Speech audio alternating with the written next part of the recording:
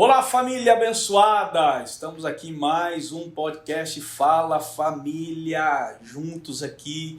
Você pode aí deixar os seus comentários, porque hoje o tema é assim meio polêmico, né?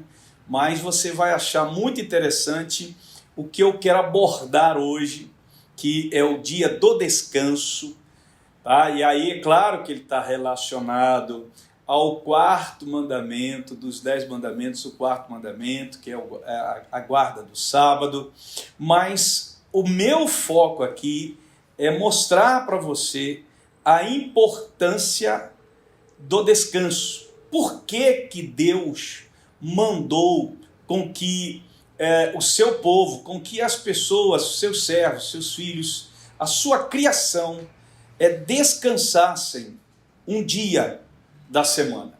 Porque, na verdade, a palavra sábado significa descanso. Então, o que Deus estava enfatizando não era o dia em si, mas era o descanso. E aí hoje tem muita polêmica com relação a isso em algumas religiões, né? Na verdade, de todos os 10 mandamentos, esse é o mais controverso entre os protestantes e, enfim, os cristãos, né? Alguns acham que tem algumas religiões que acham que tem que guardar o sábado literalmente, né? E evidentemente que nós protestantes, a partir da reforma, entendemos até pela própria palavra que não é para nós guardarmos o sábado, é para nós guardarmos o dia de descanso. E é exatamente isso que Deus nos instrui exatamente a todos os cristãos. E eu quero aqui abordar algumas questões com relação a isso, só para que você possa entender, né? Porque, na verdade, quando nós olhamos o termo lá do mandamento, né, no Velho Testamento, quando o Senhor fala para Moisés, o sábado, lá em Êxodo, capítulo 20, versículo 8, ele diz que o sábado deve ser lembrado. Então, o vocábulo usado por Moisés na Bíblia, né, hebraica, tem um sentido muito mais extenso do que meramente recordar esporadicamente. O sentido, na verdade, é manter a lembrança na cabeça das pessoas da necessidade de guardar um dia de descanso, ter um dia de descanso. E esse dia de descanso deve ser um dia santificado, ou seja, um dia consagrado, um dia separado, para duas coisas importantes: para você descansar e ter o contexto social, sua família, né, sua parentela, etc. E também o outro contexto é o contexto espiritual. É um dia em que você deve devotar esse dia a buscar, a dar uma atenção maior no sentido de buscar ao Senhor, de cultuar ao Senhor. Você pode até estar perguntando assim, mas pastor, se o meu dia de descanso é um dia da semana em que não tem culto, o que eu faço? Né? Meu filho, você pode fazer tranquilamente o seu culto ao Senhor. Você pode estar em casa, reunir sua casa, reunir sua família, né, fazer um culto ali, adorar ao Senhor, independente se naquele dia do seu descanso você, na sua congregação local, tem o culto ou não. Por que eu estou falando isso? Porque, na verdade, nos dias de hoje, principalmente, o que ficou firmado pelo tempo é que o domingo seria o dia de descanso. Mas para muita gente hoje o domingo já não é mais o dia de descanso. Uma pessoa que trabalha em supermercado, né, muitos lugares aí, o supermercado abre, o shopping, pessoas que trabalham no shopping, pessoas que trabalham de escala, né, de segurança, de motorista de ônibus, cobrador, enfim, existe uma série de trabalhos em que a pessoa ela não tem o domingo para ela descansar, ela tem um dia da semana para descansar. Então, deixar isso aqui bem claro da importância da pessoa descansar um dia. Por quê, pastor? A Bíblia diz que Deus fez o mundo em 6 dias, e no último dia, ou no 7º dia, ele descansou. E aí é que vem, o que significa descansar? Se você trabalha, raciocina comigo, se você trabalha 6 dias, é até uma questão lógica, o 7º dia é para você desfrutar do resultado do seu trabalho daqueles 6 dias. Foi isso que Deus quis dizer ao seu povo. O que acontece hoje é que as pessoas não desfrutam do resultado do seu trabalho. Não, as pessoas trabalham, querem mais trabalho, toma trabalho porque eu preciso crescer, só que isso vai levando a pessoa a um estresse, a gerar uma série de doenças, e Deus já sabia disso, porque Deus nos formou. Deus sabia que nós precisávamos de um dia da semana para nós descansarmos, para nós devotarmos aquele dia numa atenção especial ao próprio Deus, à própria família. Só que as pessoas não atentam para isso. E elas querem trabalhar, e o que elas fazem? O que o ser humano se tornou? Ele se tornou um escravo do trabalho. Daí vem a palavra sobrevivência. Ele não vive, ele sobrevive. A sobrevivência não está no vocabulário do Senhor. O que está no vocabulário do Senhor é que nos criou para nos dar vida, e vida em abundância. Uma vida em que a gente possa desfrutar do trabalho que nós tivemos durante os 6 dias. Por isso que na lei, no costume judaico e nas leis judaicas, né, de 7 em 7 anos, os judeus eles têm que deixar 1 ano a terra em descanso para ela descansar, para produzir depois os próximos 6 anos. Então, Deus era muito pragmático quanto a essa realidade do descanso. E o que nós percebemos hoje são muitas pessoas doentes, estressadas, pessoas que estão escravas, na verdade, do trabalho, escravas do capitalismo, porque elas querem conquistar coisas, elas querem comprar coisas, elas querem, mesmo não precisando, elas estão comprando coisas, e aí elas ficam escravas do trabalho. E o que acontece, pastor, aí? O que acontece é o seguinte, que nós pecamos. Que isso, pastor? É verdade, nós pecamos. Por que pecamos? Porque quando nós olhamos a leitura do Velho Testamento e que mostra a necessidade de nós termos um dia de descanso, e lá no Velho Testamento, quando se fala no dia do sábado, ele está apontando para quem? Para Jesus. Porque em Jesus nós teríamos o descanso que nós precisamos. Então perceba bem o que eu vou dizer para você. A pessoa diz assim, mas no Novo Testamento, quando Jesus chegou, Jesus revogou a lei. Não, Jesus não revogou a lei. Jesus cumpriu a lei. Jesus guardava o sábado. Ou seja, Jesus guardava, ele lembrava e era obediente ao dia de descanso. No 6º dia, Jesus entendia essa necessidade, até porque ele era judeu, e ele entendia essa necessidade por uma questão de obediência ao próprio Pai, que ele deveria descansar. O fato de eu descansar não significa que eu não possa ajudar ao meu próximo. As pessoas confundem muito isso. Não, se uma pessoa estiver morrendo ali do meu lado, ou se uma pessoa estiver caída, ou se uma pessoa estiver batendo na minha casa e estiver com fome, não, isso não está relacionado a trabalho, isso não está relacionado a sustento, isso está relacionado ao amor ao próximo. Por isso que Jesus, os fariseus, eles não entenderam isso. Os fariseus, quando Jesus curou a mão de um homem no sábado, eles ficaram revoltados, porque eles entendiam literalmente que no sábado não se podia fazer nada. Por quê? Porque aí nós temos duas coisas interessantes. Nós temos o legalismo. O que é o legalismo, pastor? Legalismo é aquilo que a pessoa ela faz como uma forma de troca. Ela leva a lei literalmente. Se ela quebrar uma lei, ela será castigada pelo Senhor. Essa era a tese da lei. E o que Jesus fez? Jesus, ele modificou a forma de enxergar a lei. O homem não é escravo da lei.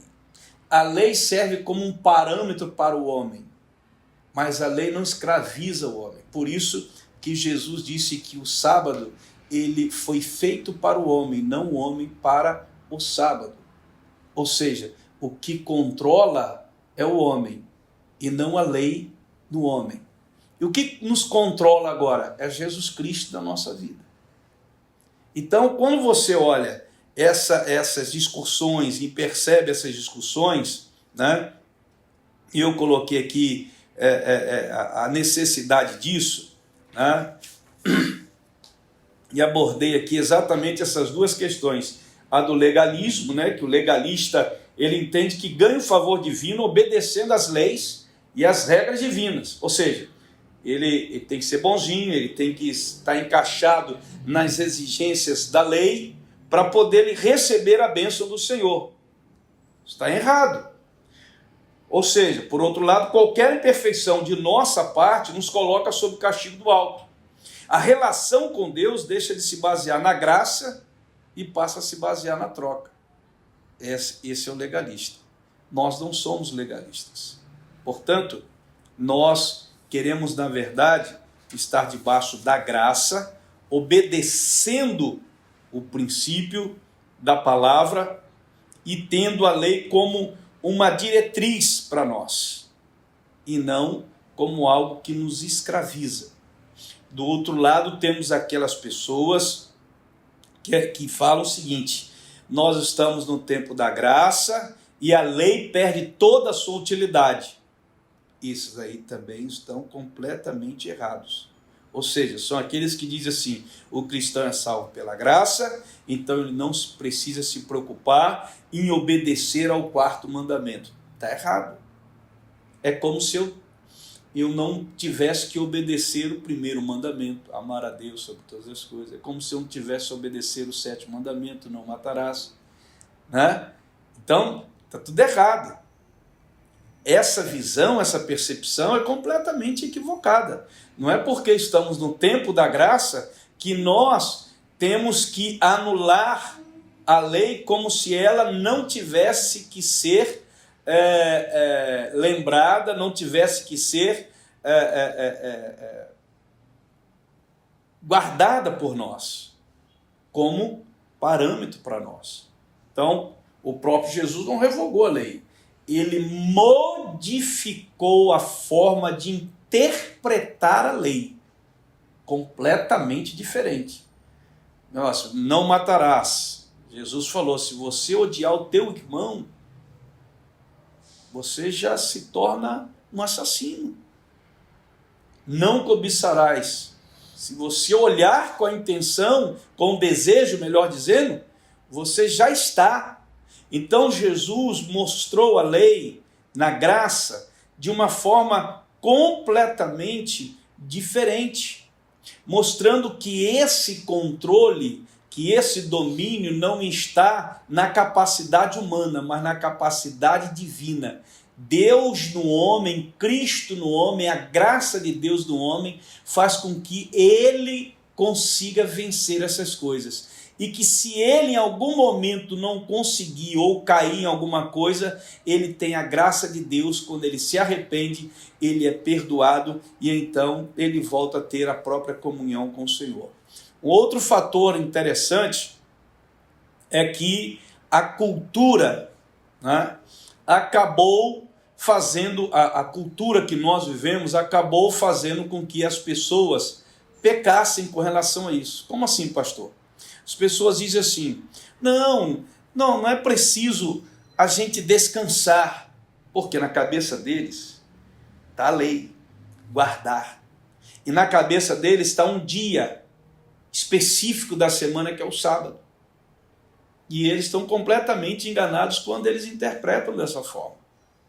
Quando Deus fala na sua criação que é necessário que o homem descanse com o objetivo de quê? De desfrutar dos 6 dias, do resultado dos trabalhos dele dos 6 dias.